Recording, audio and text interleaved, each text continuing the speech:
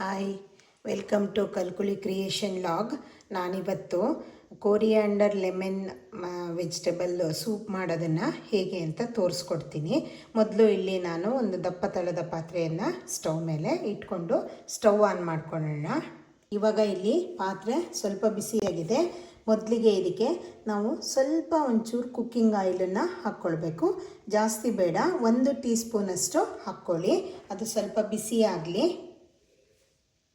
ಇವಾಗ ಇದು ಸ್ವಲ್ಪ ಬಿಸಿಯಾಗಿದೆ ಅಲ್ಲ, ನಂತರ ಇಲ್ಲಿ ನಾನೊಂದು 3 ಬೆಣ್ಣೆ ಕ್ಯೂಬನ್ನು ಇಲ್ಲಿ ಆ್ಯಡ್ ಮಾಡ್ಕೊಳ್ತೀನಿ. ಯಾಕೆ ನಾನು ಫಸ್ಟ್ ಎಣ್ಣೆ ಹಾಕ್ಕೊಂಡೆ ಅಂದರೆ, ಬರೀ ಬೆಣ್ಣೆ ಹಾಕಿದ್ರೆ ಅದು ಬೇಗ ಡ್ರೈ ಆಗಿ ಹೋಗುತ್ತೆ. ನಾವು ಸ್ವಲ್ಪ ತರಕಾರಿನ ಫ್ರೈ ಮಾಡಬೇಕಲ್ಲ, ಅದಕ್ಕೇ ಸ್ವಲ್ಪ ಆಯಿಲ್ ಮಿಕ್ಸ್ ಮಾಡಿಕೊಂಡ್ರೆ ಸ್ವಲ್ಪ ಹೊತ್ತು ನಮಗೆ ಅದು ಆಯಿಲ್ ಇರುತ್ತೆ. ಇಲ್ಲಾಂದರೆ ಬೇಗ ಬೆಣ್ಣೆ ಡ್ರೈ ಆಗಿಬಿಡುತ್ತೆ. ಅದಕ್ಕೆ ನಾನಿಲ್ಲಿ 3 ಕ್ಯೂಬ್ ಆಗೋಷ್ಟು ಬೆಣ್ಣೆನ ಆ್ಯಡ್ ಮಾಡಿಕೊಂಡು ಅದು ಸ್ವಲ್ಪ ಹೊತ್ತು ಕರಗಲಿ. ಇವಾಗ ಬೆಣ್ಣೆ ಎಲ್ಲ ಕರಗಿದೆ ಅಲ್ಲ, ನಾನು ಇಲ್ಲಿ ಒಂದು 5-6 ಎಸ್ಲು ಬೆಳ್ಳುಳ್ಳಿಯನ್ನು ಚಿಕ್ಕದಾಗಿ ಚೂರು ಮಾಡಿ ಇಟ್ಕೊಂಡಿದ್ದೀನಿ. ಫಸ್ಟಿಗೆ ಇದನ್ನು ಆ್ಯಡ್ ಮಾಡೋಣ.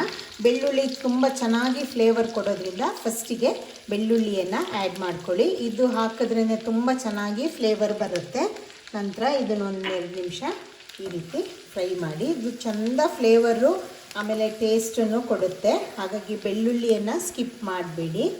ಈಗ 2 ನಿಮಿಷ ಇದು ಫ್ರೈ ಆಗಿದೆ ಅಲ್ಲ, ನಂತರ ಇದಕ್ಕೆ ಒಂದು ಚಿಕ್ಕ ಈರುಳ್ಳಿ ಈ ಥರ ತುಂಬ ಚಿಕ್ಕದಾಗಿ ಹೆಚ್ಕೊಬೇಕು. ನೋಡಿ, ಈ ರೀತಿ ಸಣ್ಣದಾಗಿ ಹೆಚ್ಕೊಂಡಿದ್ದನ್ನು ಆ್ಯಡ್ ಮಾಡ್ಕೊಳ್ಳೋಣ.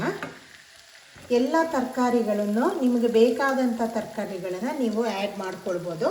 ಆದರೆ ತುಂಬ ಚಿಕ್ಕದಾಗಿ ಹೆಚ್ಚಿಟ್ಕೊಬೇಕಾಗತ್ತೆ. ನೀವು ಯಾವುದೇ ತರಕಾರಿ ಆದ್ರೂ ತುಂಬ ದೊಡ್ಡ ದೊಡ್ಡ ಚೂರಿದ್ರೆ ಇದು ಸೂಪಿಗೆ ಅಷ್ಟು ಚೆನ್ನಾಗಾಗೋದಿಲ್ಲ. ಫ್ಲೇಮನ್ನು ಸ್ವಲ್ಪ ಒಂಚೂರು ಮೀಡಿಯಮ್ ಟು ಲೋ ಅಲ್ಲಿ ಇಟ್ಕೊಂಡು 2 ನಿಮಿಷ ಈ ರೀತಿ ಫ್ರೈ ಮಾಡಿ. ಈರುಳ್ಳಿ ಇದು ಸ್ವಲ್ಪ ಹೊತ್ತು ಚೆನ್ನಾಗಿ ಫ್ರೈ ಆಗಲಿ. ಇವಾಗ ನಂತರ ಒಂದು ಚಿಕ್ಕ ಕ್ಯಾರೆಟನ್ನು ಈ ರೀತಿ ನೋಡಿ, ಇದನ್ನು ಸಹ ಸಣ್ಣದಾಗಿ ಚೂರು ಮಾಡಿ ಇಟ್ಕೊಂಡಿದ್ದನ್ನು ಆ್ಯಡ್ ಮಾಡ್ಕೊಳ್ಳೋಣ. ಎಲ್ಲದು ಎಷ್ಟು ಸಾಧ್ಯನೋ ಅಷ್ಟು ಚಿಕ್ಕದಾಗಿ ನೀವು ಪೀಸ್ ಮಾಡ್ಕೊಳ್ಳಿ.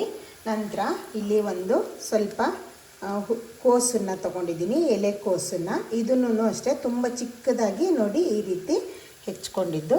ಇದು ಅಷ್ಟೇ ನೀವು ಒಂದು ಸ್ವಲ್ಪ ತೊಗೊಂಡು ಒಂದು ಅರ್ಧ ಕಪ್ಪಷ್ಟು ತೊಗೊಂಡು ಆ್ಯಡ್ ಮಾಡ್ಕೊಳ್ಳಿ. ಇದನ್ನು ಸ್ವಲ್ಪ ಮಿಕ್ಸ್ ಮಾಡಿ. ತರಕಾರಿಗಳು ನಿಮಗೆ ಕ್ವಾಂಟಿಟಿ ಎಷ್ಟು ಬೇಕೋ ಅಷ್ಟು ನೀವು ಇದಕ್ಕೆ ನಿಮ್ಮ ಕ್ವಾಂಟಿಟಿ ನೋಡಿಕೊಂಡು ನೀವು ಅಡ್ಜಸ್ಟ್ ಮಾಡ್ಬೋದು.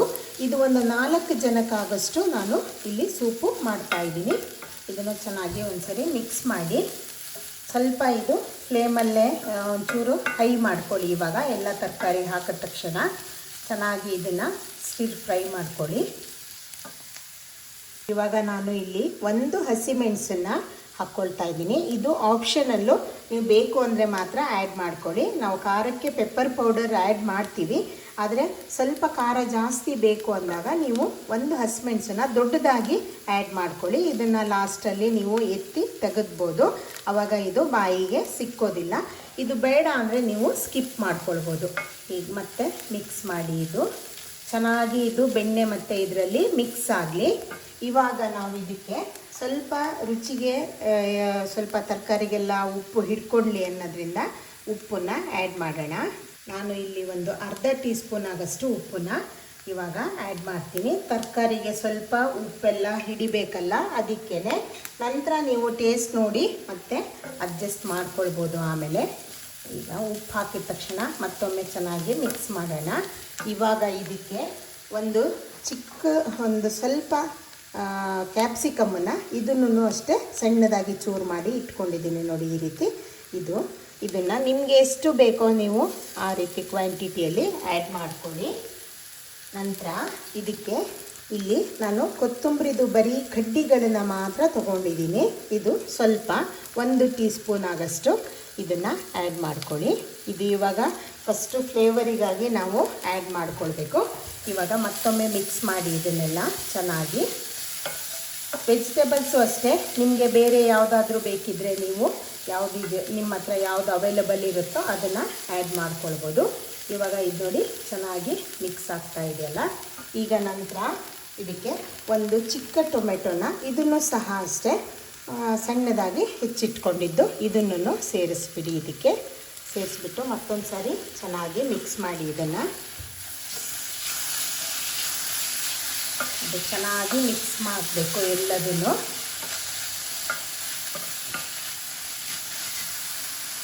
ಇವಾಗ ನೋಡಿ, ನಂತರ ನಾನಿಲ್ಲೊಂದು 3 ಬೀನ್ಸನ್ನು ಈ ರೀತಿ ಚಿಕ್ಕದಾಗಿ ರೌಂಡಾಗಿ ಕಟ್ ಮಾಡ್ಕೊಂಡಿದ್ದೀನಿ. ಇದನ್ನು ಆ್ಯಡ್ ಮಾಡ್ಕೊಳ್ಳೋಣ. ಆ್ಯಡ್ ಮಾಡ್ಕೊಂಬಿಟ್ಟು ಮತ್ತೊಮ್ಮೆ ಚೆನ್ನಾಗಿ ಇದನ್ನು ಮಿಕ್ಸ್ ಮಾಡೋಣ. ಇವಾಗ ಇದು ಚೆನ್ನಾಗಿ ಸ್ವಲ್ಪ ಕುಕ್ ಆಗಿದೆ. ಈಗ 1-2 ನಿಮಿಷ ಇದು ಲಿಡ್ ಕವರ್ ಮಾಡಿಬಿಟ್ಟು ಮತ್ತೊಂದು ಸ್ವಲ್ಪ ಹೊತ್ತು ಇದು ಒಂಚೂರು ಒಂದು ಹಾಫು ಕುಕ್ ಆಗಲಿ ವೆಜಿಟೇಬಲ್ಸ್ ಎಲ್ಲ. ಇವಾಗ ಲಿಡ್ ಕವರ್ ಮಾಡೋಣ. ಇವಾಗ ಇದೊಂದು-2 ನಿಮಿಷ ಕುಕ್ ಆಗಿದೆ ಅಲ್ಲ, ಸ್ವಲ್ಪ ವೆಜಿಟೇಬಲ್ಸ್ ಎಲ್ಲ ಕ್ರಂಚಿ ಥರ ಆಗಿದೆ. ಇವಾಗ ಮತ್ತೊಂದು ಸರಿ ಮಿಕ್ಸ್ ಮಾಡಿಬಿಡೋಣ. ಮಿಕ್ಸ್ ಮಾಡಿಬಿಟ್ಟು ಇವಾಗ ಇದಕ್ಕೆ ನೀವು ಬಿಸಿ ನೀರನ್ನೇ ಉಪಯೋಗಿಸಿ. ಯಾಕಂದರೆ ವೆಜಿಟೇಬಲ್ಸು ಮತ್ತೆ ತಣ್ಣಗಾಗುತ್ತೆ. ನೀವು ತಣ್ಣನೆ ನೀರು ಹಾಕಿದ್ರೆ ನಿಮಗೆ ಎಷ್ಟು ಕನ್ಸಿಸ್ಟೆನ್ಸಿ ನೋಡ್ಕೊಂಬಿಟ್ಟು ನೀವು ಇದಕ್ಕೆ ಬಿಸಿ ನೀರನ್ನು ಆ್ಯಡ್ ಮಾಡ್ಕೊಳ್ಳಿ. ನಿಮಗೆ ಕ್ವಾಂಟಿಟಿ ಎಷ್ಟು ಬೇಕು ಅಂತ ನೋಡ್ಕೊಂಬಿಟ್ಟು ನೀವು ಆ್ಯಡ್ ಮಾಡ್ಕೋಬೇಕಾಗತ್ತೆ. ಇವಾಗ ನೋಡಿ, ನಾನು ಇಲ್ಲಿ ಆಲ್ಮೋಸ್ಟ್ 1 ಲೀಟರಷ್ಟು ನಾನು ನೀರು ಹಾಕಿದ್ದೀನಿ ಇದಕ್ಕೆ. ಇವಾಗ ಇದು ಸಣ್ಣದಾಗಿ ಬಾಯ್ಲ್ ಆಗೋಕ್ಕೆ ಸ್ಟಾರ್ಟ್ ಆಗಿದೆ ಅಲ್ಲ, ನಾವಿವಾಗ ಒಂದು ಲಿಡ್ ಕವರ್ ಮಾಡಿಬಿಟ್ಟು ಒಂದು 2-3 ನಿಮಿಷ ಇದನ್ನು ಸ್ವಲ್ಪ ಹೊತ್ತು ಕುದಿಯೋದಕ್ಕೆ ಬಿಡೋಣ. ಅದು ಚೆನ್ನಾಗಿ ಬಾಯ್ಲ್ ಆಗಬೇಕು. ನೀವು ಫ್ಲೇಮನ್ನು ಲೋ ಫ್ಲೇಮಲ್ಲೇ ಇಟ್ಕೊಳ್ಳಿ. ಇವಾಗ ಅದು ಬಾಯ್ಲ್ ಆಗಲಿ. ಇವಾಗ ನೋಡಿ, ಇದು ಚೆನ್ನಾಗಿ ಬಾಯ್ಲ್ ಆಗ್ತಾ ಇದೆ. ಇದು ಇವಾಗ ಆಗಿದೆ. ಲಾಸ್ಟಲ್ಲಿ ನಾವು ಇದಕ್ಕೆ ಮೇಯ್ನ್ ಇಂಗ್ರೀಡಿಯೆಂಟ್ ಏನು ಅಂದರೆ ಕೊತ್ತಂಬರಿ ಸೊಪ್ಪು. ಕೊತ್ತಂಬರಿ ಸೊಪ್ಪನ್ನು ಚೆನ್ನಾಗಿ ಕ್ಲೀನ್ ಮಾಡಿಬಿಟ್ಟು ಚಿಕ್ಕದಾಗಿ ಇದನ್ನು ಹೆಚ್ಚಿಟ್ಕೊಂಡಿರ್ತೀವಿ. ಇದು ನೀವು ನಾನಿಲ್ಲೊಂದು 2 ಟೇಬಲ್ ಸ್ಪೂನ್ ಆಗೋಷ್ಟು ತೊಗೊಂಡಿದ್ದೀನಿ. ನೀವು ಜಾಸ್ತಿ ಬೇಕಿದ್ರೂ ಹಾಕ್ಕೊಳ್ಬೋದು. ಇವಾಗ ಕೊತ್ತಂಬರಿ ಸೊಪ್ಪನ್ನು ಆ್ಯಡ್ ಮಾಡ್ಕೊಳ್ಳೋಣ. ಇದನ್ನು ಫಸ್ಟೇ ಆ್ಯಡ್ ಮಾಡಬೇಡಿ, ಯಾಕಂದರೆ ಇದು ತುಂಬ ಬೇಗ ಕುಕ್ ಆಗೋದ್ರಿಂದ ಆಮೇಲೆ ಇದ್ರ ಫ್ಲೇವರ್ ಎಲ್ಲ ಹೊರಟೋಗುತ್ತೆ. ಇದನ್ನು ನೀವು ಲಾಸ್ಟಲ್ಲೇ ಹಾಕಬೇಕು. ಹಾಕಿಬಿಟ್ಟು ಇದನ್ನು ಚೆನ್ನಾಗಿ ತಿರುಗಿಸಿ. ಲಾಸ್ಟಲ್ಲಿ ಹಾಕೋದ್ರಿಂದ ಇದ್ರ ಫ್ಲೇವರು ಹಾಗೆ ಉಳ್ಕೊಳ್ಳುತ್ತೆ. ಆಮೇಲೆ ಇದಕ್ಕೆ ನಾನು ಕಾರ್ನ್ಫ್ಲೋರ್ ಏನು ಆ್ಯಡ್ ಮಾಡ್ತಾ ಇಲ್ಲ. ಇದು ತುಂಬ ಹೆಲ್ದಿಯಾಗಿರುವಂತಹ ಒಂದು ಸೂಪ್ ಇದು. ಇದರಲ್ಲಿ ನಾವು ವೆಜಿಟೇಬಲ್ಸ್ ಬಿಟ್ಟರೆ ಬೇರೆ ಯಾವುದೇ ಆರೋಗ್ಯಕ್ಕೆ ಕೆಟ್ಟದಾಗುವಂತಹ ಯಾವುದೇ ಪದಾರ್ಥಗಳನ್ನು ಉಪಯೋಗಿಸಿಲ್ಲ. ಹಾಗೆ ಇದು ತುಂಬ ಹೆಲ್ತಿ ಇರೋದ್ರಿಂದ ಇದು ಶೀತ, ಜ್ವರ, ಆಮೇಲೆ ಯಾರಿಗಾರು ಗಂಟಲು ಪ್ರಾಬ್ಲಮ್ ಇದ್ದರೆ ನೀವು ಇದನ್ನು ಮಾಡ್ಕೊಳ್ಬೋದು. ಹಾಗೆಯೇ ನಾನು ಹಾಕುವಂತಹ ಎಲ್ಲ ರೆಸಿಪಿಗಳು ನಿಮಗೆ ಇಷ್ಟ ಆಗುತ್ತೆ ಅಂತ ಭಾವಿಸ್ತೀನಿ. ನನ್ನ ಕಲ್ಕುಳಿ ಕ್ರಿಯೇಷನ್ ಚಾನಲ್ ಏನಿದೆ ಅದನ್ನು ಸಬ್ಸ್ಕ್ರೈಬ್ ಮಾಡ್ಕೊಳ್ಳಿ. ಹಾಗೆ ಬೆಲ್ ಐಕಾನ್ ಪ್ರೆಸ್ ಮಾಡಿ. ನಾನು ಹಾಕುವಂಥ ಎಲ್ಲ ರೆಸಿಪಿಗಳ ನೋಟಿಫಿಕೇಷನ್ನು ನಿಮಗೆ ಆವಾಗ ಸಿಗುತ್ತೆ. ಇದನ್ನು ಎಲ್ಲರೂ ಟ್ರೈ ಮಾಡ್ಕೊಳ್ಳಿ. ಇದು ಹೆಲ್ದಿ ವರ್ಷನ್ ಆಗಿರೋದ್ರಿಂದ ಇದರಲ್ಲಿ ನಾವು ಕಾರ್ನ್ಫ್ಲೋರ್ ಸಹ ಆ್ಯಡ್ ಮಾಡ್ತಾ ಇಲ್ಲ. ಇವಾಗ ಇದು ಆಫ್ ಮಾಡಿಬಿಟ್ಟು ಲಾಸ್ಟಲ್ಲಿ ನಾನು ಇಲ್ಲಿ 1 ಟೇಬಲ್ ಸ್ಪೂನ್ ಆಗೋಷ್ಟು ನಿಂಬೆ ರಸನ ಆ್ಯಡ್ ಮಾಡ್ತಾ ಇದ್ದೀನಿ. ಇದು ಸ್ಟವ್ ಆಫ್ ಮಾಡಾದ್ಮೇಲೆ ಆ್ಯಡ್ ಮಾಡ್ಕೊಳ್ಳಿ. ಮುಂಚೆ ಹಾಕೋದ್ರಿಂದ ಕಹಿ ಬರುವ ಚಾನ್ಸಸ್ ಇರುತ್ತೆ. ಆಮೇಲೆ ಲಿಂಬೆಹಣ್ಣಿನ ಎಲ್ಲ ಗುಣಗಳು ನೀವು ಬಾಯ್ಲ್ ಮಾಡಿಬಿಟ್ರೆ ಅದು ಹೋಗುತ್ತೆ ಅಂತ ಹೇಳ್ತಾರೆ. ಇದು ವಿಟಮಿನ್ ಸಿನೂ ರಿಚ್ ಆಗಿರೋದ್ರಿಂದ ತುಂಬ ಹೆಲ್ದಿಯಾಗಿರುವಂತಹ ಒಂದು ಸೂಪ್ ರೆಸಿಪಿ ಇದು. ಯಾವುದೇ ಹೆಲ್ತ್ ಕಂಡೀಷನ್ನರು ಇದನ್ನು ಉಪಯೋಗಿಸ್ಬೋದು. ಹಾಗೆ ಬಾಣಂತಿಯರು, ಆಮೇಲೆ ಡಯಟ್ ಮಾಡ್ತಾ ಇರೋರು, ವೆಯ್ಟ್ ಲಾಸಿಗೆಲ್ಲ ಇದು ತುಂಬ ಒಳ್ಳೆಯದಾಗುವಂತಹ ಒಂದು ಸೂಪ್ ಇದು. ಆಮೇಲೆ ಇವಾಗ ತುಂಬ ಟ್ರೆಂಡಿಂಗಲ್ಲಿರುವಂತಹ ಲೆಮನ್ ಕೋರಿಯಾಂಡರು ವಿತ್ ವೆಜಿಟೇಬಲ್ಲು ಸೂಪ್ ಇದು.